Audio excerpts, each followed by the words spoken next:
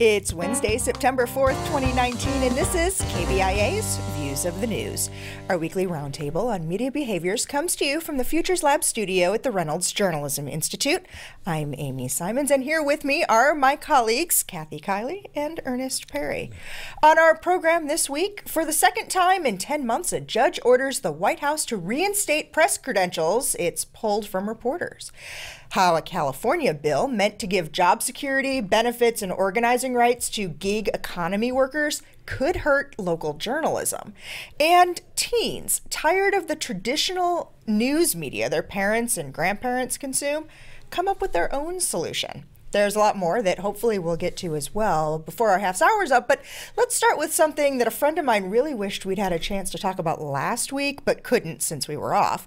Little did I expect that at this point this week, people were still going to be talking about a tweet from a George Washington University professor calling New York Times columnist Bret Stephens, Yeah. Thank you, I'm sorry, calling Bret Stephens a bedbug.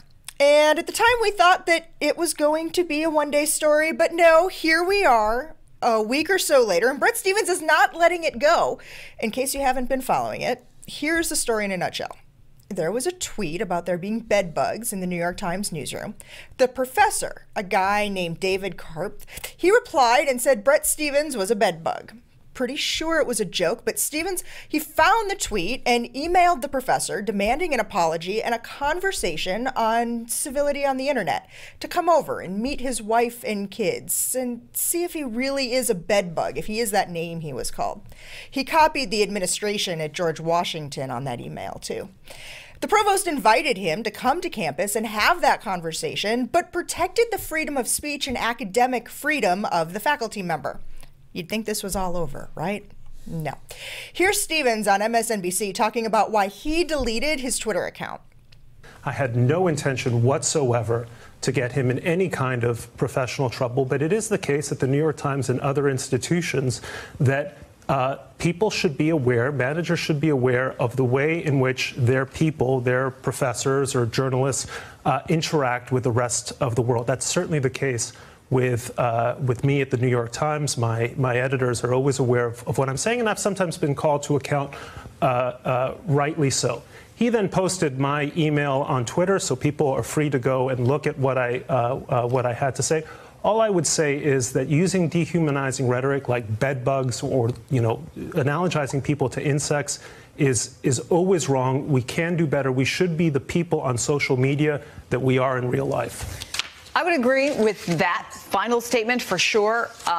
Is that the worst thing that you have ever been called on social media? There's a bad history of being called, of being analogized to insects that goes back to a lot of totalitarian regimes in the past. I've been called worse. I wrote this guy a personal note. Now it's out there for everyone to see.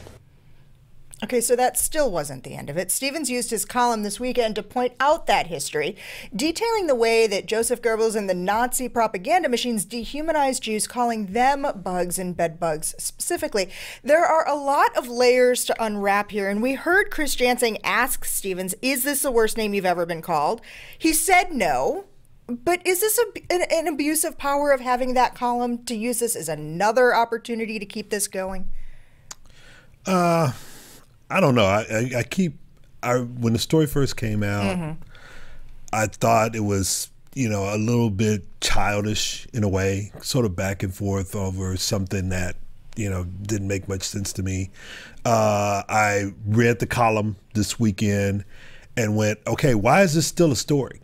That's funny because the professor actually said that in his response to this whole thing, in the response to the column that he published yesterday in Esquire. Like, why are we even still talking about this? I don't know. Because they both want to have the last word, and that's what really is fueling this. And I think at the heart of this dispute there is a germ of truth, which is there was a great book written a number of years ago, I think it was by David Denby, called Simply Snark. And it talked about how, this ability, this democratizing of publishing has really elevated snark and nastiness and name-calling to a point where we really don't want or need it to be. So I think Stephens makes an interesting point and a valid point when he says that. On the other hand, one of the things, we just had a conversation in the Columbia, Missouri newsroom earlier this week with student reporters about this, that you as the reporter, as the person who has that column or that space in the news site, you really are in a power position. Mm-hmm. And you really do get to publish and have the last word or the biggest megaphone. And so for somebody to carry, who has that megaphone, to carry this to such lengths, I think is problematic. But certainly the point he makes that we shouldn't call each other names, that we should recognize each other as human beings is an important and legitimate one. But I really think this is two guys who are determined to have the last word and don't want to let this go. Here's the thing I don't understand. This could have been handled offline. This could have been handled behind the scenes. The part that I don't understand is, okay, fine, you want to respond to his tweet, then you can respond to him individually. Why you had to include the provost of the university in that, I have no idea. He didn't say any, okay, yes, he did use a snarky term. He did use a snarky term, but it was something that I think he was saying in jest. The professor was saying in jest. They could have had a conversation offline, talk about it, and then move on. But to basically take up space in a New York Times column, yes, it's his column, he can do what he wants, but there are much more important things you could have been writing about, except for whether or not and why a university professor called you a bedbug over an issue that carries very little weight. I just don't understand why you would. I think you nailed it, Earnest. I think this is one of the things that really irks people about the media, when we tend to focus so much on ourselves and what happened to me over the weekend, as opposed to what are the problems that are affecting real people in the real world. And there are more important things to write about.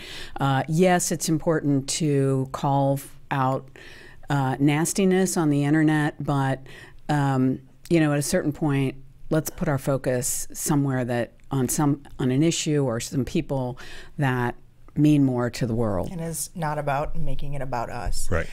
We know the White House isn't fond of journalists who don't support the president or his messaging, and we saw it when Jim Acosta's hard pass was revoked earlier this year and when Brian Karem's credentials were suspended for 30 days. It came on the heels of an exchange between Karem and conservative radio host Sebastian Gorka in the White House Rose Garden the day of that social media summit back in July. They got in each other's faces. There was a whole lot of name-calling and trading of insults. So Karem appeared on CNN's Reliable Sources this weekend to talk about that suspension and suing the government to have his access restored. I am provocative and I am a smart aleck, but I'm not going to apologize for that. That's okay under the First Amendment. There have been far worse altercations occurred in the Rose Garden and by members of the press in the past. I think this is a chilling effect on journalists. I think at the end of the day, this administration, they're never going to come at you straight on, Brian. They're never going to come at you and say, hey, look, we don't agree with the First Amendment. They're going to come at you sideways. And that's what they did with Jim. That's what they've done with me. They're going to try and cleave you from the rest of the pack and say that we have no problem with the First Amendment. We have a problem with you. So that was an interview on Sunday. They're still waiting for the judge to come back with his ruling. That happened late yesterday. And the White House, for the second time in 10 months, first Jim Acosta, now Karem, told that they have to give that access back. They have to give the access back. They never should have took the access to begin with. I think as the judge said in the ruling that, this just doesn't rise to the level of unprofessionalism as the White House was claiming. You weren't talking about a press conference or a speaking engagement at a state dinner, you're talking about a gaggle, which is basically what it was. And this back and forth that continuously happens at a Trump gaggle usually involves either the president himself or someone from his administration using the media who's there as a foil to gain some points with a larger constituency. And it turned into this, and then now all of a sudden they want to yank his credentials, and the judge is saying no. It's been this since 2016. I don't see it changing. He won't be the last one who had his pulled. It's going to happen again. Well, I think one of the things here is that the press really has closed ranks around both Acosta and Brian Karem, and there's reasons for that. It's not that they are necessarily the most popular people in the press corps, but everyone realizes that there's a principle here, and the principle is that political hacks should not get to decide who gets to cover the president. When Acosta's case came up late last year, I wrote a column, and much to my surprise, I was joined in the column by Mike McCurry, a former White House press secretary, and he and I both agreed that really the people who are running the credential process should not be the White House.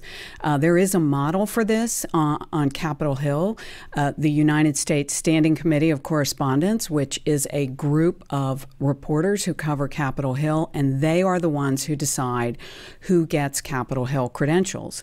Now, interestingly, way back in the olden days when I was covering the White House, you could not get a White House press credential unless you had a Capitol Hill credential, meaning your props had been reviewed by your colleagues who said, yes, you're really a reporter, no, you're not.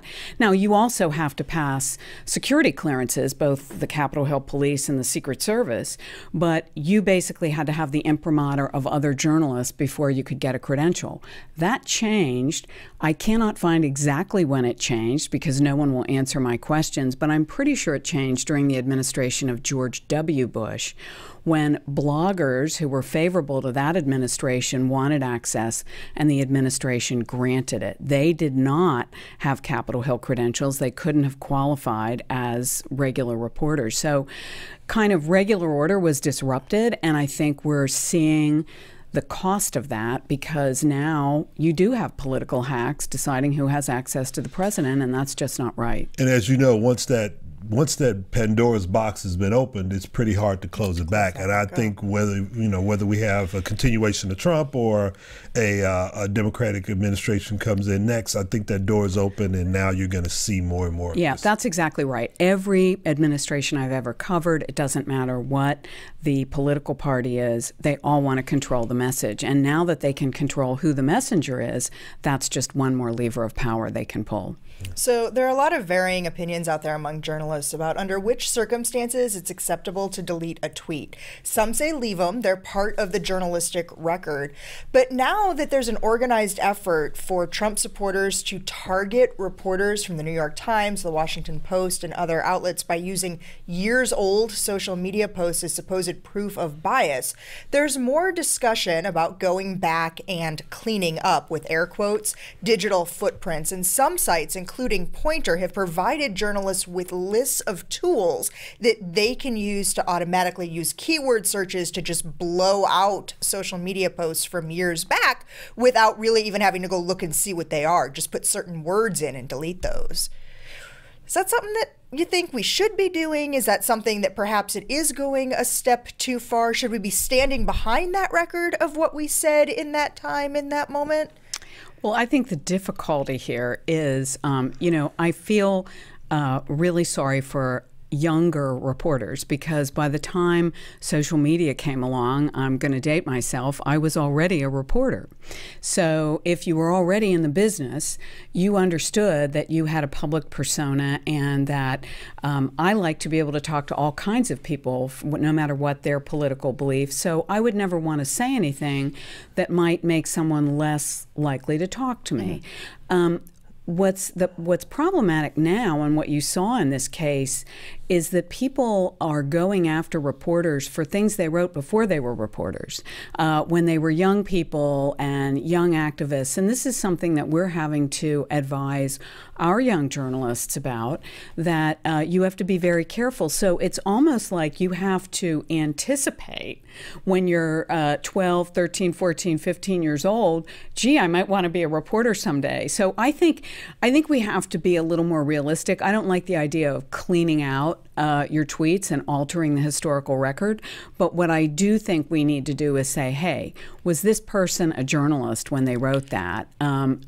Which is a fair question. I would say I used to do a lecture that I had caught some heat about once upon a time and stopped doing it for different reasons. But I used to do a lecture about how we use social media and what our profiles and what our digital footprints say about us. And I used to go through and find as much information about our students as I possibly could and then show it in class to basically say, if I could find this, what do you think your sources are finding and what conclusions might they draw about you? And I stopped doing it because it was creating some embarrassment for students and it was an uncomfortable thing in the classroom. But when they saw that I could find, you know, their 7th grade social studies teacher because they posted course schedules online or told them what color prom dress they wore, or also saw that they had posted information about who they had voted for or that they had liked a judicial candidate and then what that candidate stood for, I actually started having a hard time doing that lesson, maybe going back about 4 or 5 years ago, because I couldn't find as much stuff. That students had either become smarter about what they were posting, or they had become smarter, or they moved to Snapchat, or they had become smarter about privacy controls.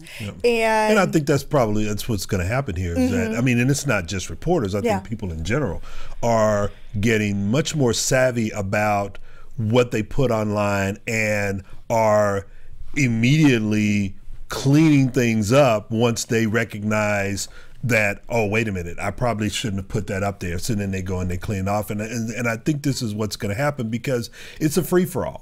And people are being judged not on who they are or what they say, but what's in their social media profile or what comes up when someone Googles them and tries to do an internet search on them. And that's just the environment that we live in. It's not right, and in many times it's definitely inaccurate, but that's just the environment we live in.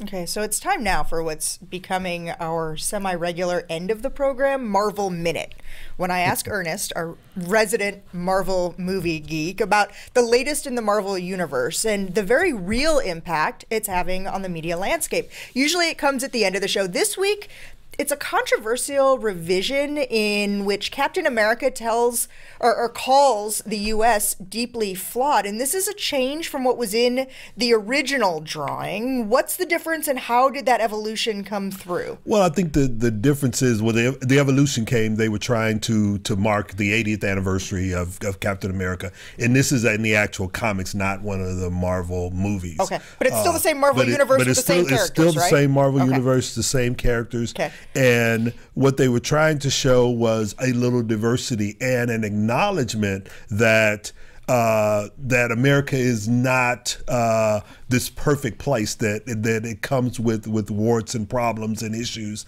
And he's actually verbalizing this in this comic where he's saying that America is not perfect. And of course, some people take offense to it and go, wait a minute, how could Captain America say that America is not perfect? That just can't be. When in fact, what he's saying is it's not perfect, but we should work to make it as perfect as we possibly can every single day. And Captain America is one of those who will fight for that. Well, I think all journalists are Captain America because that's what we do. We point out flaws, but we don't do it because we hate our country or our community. We do it out of love, like a parent would criticize a child. We want things to get better. So I'm all for Captain America, and I'm anxiously awaiting your dissertation. Well, I think part of it too is that it's getting in trying to do this. It's being pulled. Marvel wants Captain America to be apolitical, but it's very difficult in the current environment to be apolitical about anything. I mean, we had this major hurricane off the coast of Florida, and even that's gotten politicized by the president and others. Can Captain America be apolitical, though? I mean, okay, we know that this isn't exactly my thing, but I did a little reading on this too. Wasn't Captain America too created about, and the whole idea of what Captain America was doing was fighting fascism? Absolutely. So how can that be apolitical? Well, it's difficult when you start talking about it in the context of the divisiveness that's going on within the country right now. Okay. And that's what part of the problem is. Okay. Well, so let's talk now about some political machinations going on in California. It's something that sounds like a good idea, giving contract workers like those who drive for Uber and Lyft or who grocery shop for services like Instacart full-on employee status. Make no mistake, without us, Uber and Lyft would just be pipe dreams. We make those dreams come true. Never forget it.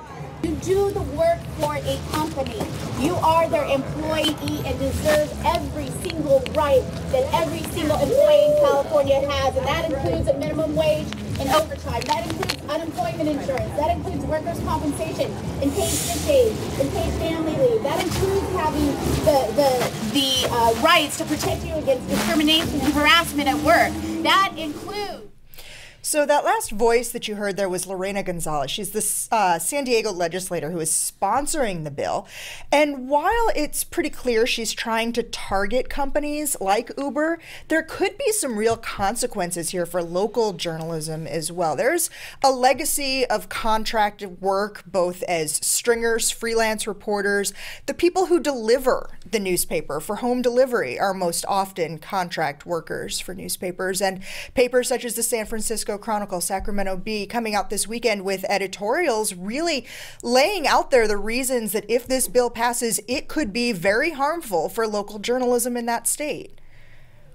Yeah, I mean, here's the issue there is in the zeal to deal with inequality, in the zeal to deal with making sure that you have a livable wage. What's getting caught up in a lot of this is the fact that you have newspaper carriers who are going to lose their jobs because newspapers can't afford to have people be carriers and making high wages. That's where we are on this. It is in effect a part-time job. I mean, newspapers are delivered once a day, so it is a problem. I think we don't know what the carriers are saying yet. Obviously, California has a particular problem because the inequities there are so high because of the Silicon Valley and the drive. Right. Yeah, the cost of living has gone up really high. But this is a problem. You know, newspapers used to be fat and happy, and we're not anymore. And it has to do with a lot of macroeconomic reasons, but this could be another, yet another, it makes it more difficult for people who want to read their news on paper, I think. You know, that is fewer people, but a lot of people, particularly in regions like where we live, in rural areas, still like that paper, and some people who don't have broadband have good reason to still like that paper. If you make it more difficult for them to get that, make it too prohibitively expensive, that I think, that's not just a blow to newspapers, it's a blow to democracy. So I think we have to think very carefully about this. Well, and I also think, too, of the freelance reporters. There is, for reporters and photographers, something buried in this bill that for newspaper reporters, photographers, it would take 35 submissions before you would qualify for this status. But I started thinking for really small news organizations, 35 actually isn't that many if you're reliant on freelancers. Well, it's not that many, but you could, what an employer could do is make sure that someone doesn't get to 35 and they can just, once you get to 30, they say, okay, well, we won't use you anymore. We'll go find somebody else, and they'll get 30 from them, and then we move on. So you have this way to manipulate the number of stringers that you use and freelancers that you use. Okay, well, so every once in a while, we tell the story of teens making a real difference in the world of journalism. Remember the high school journalist who broke wide open the story of football players improperly transferring schools to play ball elsewhere? Or the suburban St. Louis Paris kid who broke the story of Bill de Blasio's presidential candidacy before the campaign could even announce its plans. Or Hildy Lisiak, the Pennsylvania girl who's been publishing her own news site for more than 3 years.